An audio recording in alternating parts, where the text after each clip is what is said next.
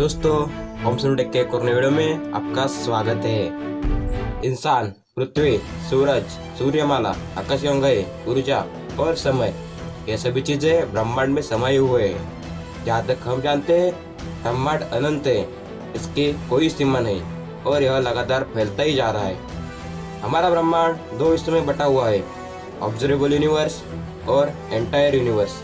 यह दोनों अलग अलग हैं, क्योंकि ऑब्जर्वेबल यूनिवर्स जिसे हम देख सकते हैं, यह सिर्फ एंटायर यूनिवर्स का एक हिस्सा मात्र है। जैसे कि हम जानते हैं, जहाँ तक हम देख सकते हैं वह ऑब्जर्वेबल यूनिवर्स यानी अवलोकन ब्रह्मांड की सीमा है। तो फिर एंटायर यूनिवर्स यानी संपूर्ण ब्रह्मांड की सीमा कहाँ है, वहाँ तक हम कैसे पहुँच सकेंगे और क्या होता है ब्रह्मांड के अंतिम छोर पे? इन सारे सवालों के जवाब जानने के लिए आइए देखते हैं। ब्रह्मांड में प्रकाश की गति सबसे तेज है, लेकिन जैसे हमें लगता है वैसे इनफाइनाइट यानी असीमित नहीं है। प्रकाश 3.7 लाख किलोमीटर प्रति सेकंड की गति से आगे बढ़ता है। इसी से आपको आगे समझने में भी आसानी होगी। सबसे पहले तो हम ऑब्जर्वेबल यूनिवर्स यानी अवलोकन ब्रह्मांड के बारे में बात करेंगे। हमारे पृथ्वी से आकाश का अंतर मापने के लिए हम कॉस्मोलॉजिकल रेडशिफ्ट का इस्तेमाल करते हैं। अगर इसे आसान भाषा में समझे तो प्रकाश जितनी दूर तक यात्रा करता है उतनी उसकी वेवलेंथ यानी तरंगें बढ़ती जाती है, और जितनी ज़्यादा प्रकाश की वेवलेंथ बढ़ती है उतना ही प्रकाश का रंग लाल होता जाता है, क्योंकि लाल रंग दूसरे रंगों से ज़्यादा तेजी से यात्रा करता है। वैसे ही उसके उलट अगर प्रकाश कम दूरी की यात्रा करता है तो उसकी वेवलेंथ कम होने की वजह से उसका रंग नीला दिखाई देता है। इसी को हम सूरज के उदाहरण से समझेंगे। जब दोपहर का वक्त होता है और सूरज हमारे सिर के ऊपर होता है, तब संपूर्ण आसमान नीला दिखाई देता है, और जैसे जैसे संध्या का समय होता जाता है वैसे ही संपूर्ण आसमान लाल होता जाता है, क्योंकि तब सूरज के प्रकाश को ज़्यादा दूर की यात्रा करनी पड़ती है। जैसे मैंने पहले भी बताया था कि सूरज के प्रकाश को धरती की सतह पर आने के लिए 8 मिनट का समय लगता है। तो फिर अब हम जिस सूरज को देख रहे हैं वह 8 मिनट पहले वाला सूरज है, क्योंकि सूरज के प्रकाश को 8 मिनट का समय लग चुका है धरती की सतह पर आने के लिए। तो फिर हम अभी सूरज का 8 मिनट पहले का भूतकाल देख रहे हैं। वैसे ही अभी वर्तमान में हम आकाशगंगाओं का जो रूप देख पाते हैं वह उनका भूतकाल है।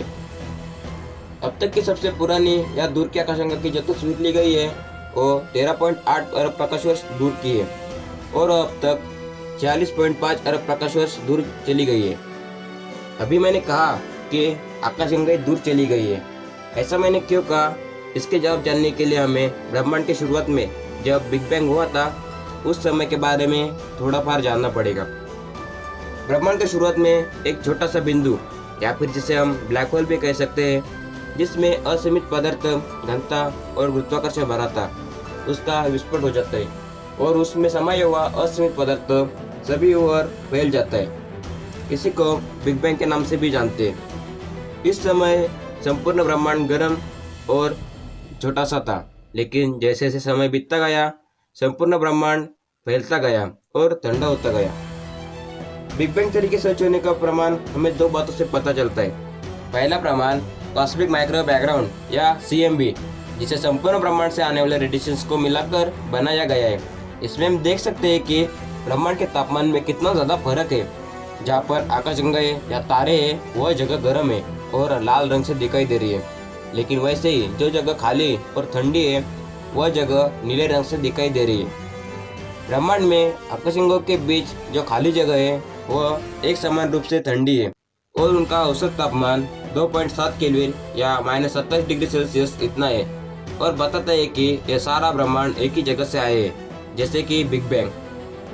दूसरा प्रमाण हमें एडविन हबल के निरीक्षण से पता चला, क्योंकि एडविन हबल ने देखा कि आकाशगंगाएं लगातार एक दूसरे से दूर जा रही है और इनके बीच की खाली जगह बढ़ रही है।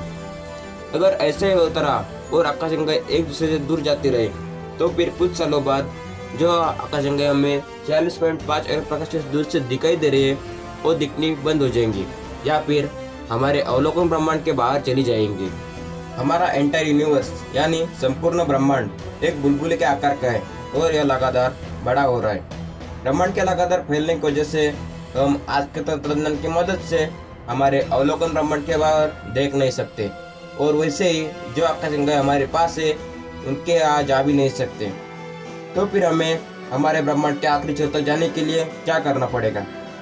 अभी हमारे वैज्ञानिक प्रकाश गति से जाने वाले अंतरिक्ष यान को बनाने का प्रयास कर रहे हैं। अगर यह प्रयास सफल हुआ और हमने हमारे पास के आकाशगंगा में जाने के लिए यात्रा शुरू की तो फिर हमारा पृथ्वी पर संपर्क टूट जाएगा, क्योंकि हम प्रकाश गति से यात्रा कर रहे हैं। और पृथ्वी से संपर्क बनाए रखने के लिए हम जो संदेश भेजेंगे उस संदेश को प्रकाश से भी दुगनी तेजी से यात्रा करनी पड़ेगी, तभी वो सफल हो पाएंगे। अगर हमने ऐसा किया और पृथ्वी से संपर्क बनाए रखा फिर भी हमें दूसरे आकाशगंगा में पहुंचने के लिए लाखों प्रकाश वर्ष बीत जाएंगे। लेकिन क्या होगा अगर हमें वहां जाने के बाद पता चले कि उस आकाशगंगा ने अपनी रोशनी खो दी है या फिर वो नष्ट हो चुकी है। अगर ऐसे में हम वापस पृथ्वी में आने की कोशिश करें तो हमें जितना समय उस आकाशगंगा में जाने के लिए लगा था उससे भी कई गुना समय वापस पृथ्वी में आने पर लगेगा, क्योंकि ब्रह्मांड लगातार बड़ा हो रहा है और आकाशगंगाएं एक दूसरे से दूर जा रही है।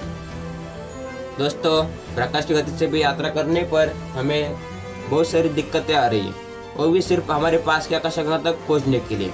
तो फिर हम क्या करें कि हम ब्रह्मांड के आखिरी छोर तक पहुंच सकेंगे? तो फिर इसका जवाब है सुपर ल्यूमिनस स्पीड, यानी प्रकाश की भी तेज गति। अब आप कहेंगे कि आइंस्टाइन के थ्योरी ऑफ रिलेटिविटी को एक गलत ठहराता है, लेकिन रुकिए, यह ऐसा नहीं है, क्योंकि थ्योरी ऑफ रिलेटिविटी सिर्फ ब्रह्मांड में स्थित पदार्थों या आकाशगंगाओं पे ही लागू होती है। आकाशगंगाओं के बीच जो खाली जगह है वहाँ ये लागू नहीं होती। तो फिर हम उस जगह पर सुपर ल्यूमिनस स्पीड हासिल कर सकेंगे। अब सोचिए, हमने असीमित ईंधन के साथ सुपर ल्यूमिनस स्पीड पर चलने वाला अंतरिक्ष यान बना लिया और पहुंच गए ब्रह्मांड के अंतिम छोर पे। तो फिर हमें आगे क्या दिखेगा?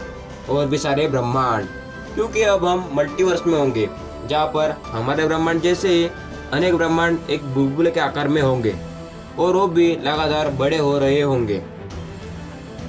दोस्तों, थैंक्स फॉर वॉचिंग।